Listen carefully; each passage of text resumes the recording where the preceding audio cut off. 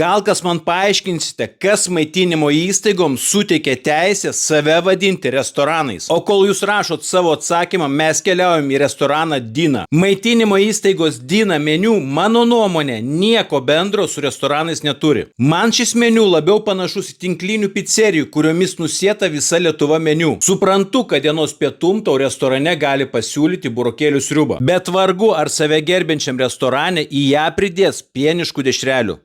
Gerokai padžiūvusią karką į dienos pietų meniu greičiausiai traukia dėl to, kad kitų būdų ją parduoti jau nebebuvo.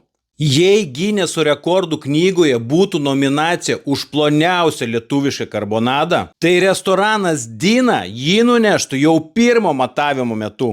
Nes kiti konkurso dalyviai vargu ar sugebėtų tokį ploną karbonadą išmušti. O vyšnelė ant torto tai braškės patektos prie bulvių košės ir kiaulienos. Tad toks tas restoranas Dina, o tu jei dažiūrėjai šį video iki galo, būtinai paspaus po jo patinka ir pasek riebų katiną, jei dar to nesi padaręs.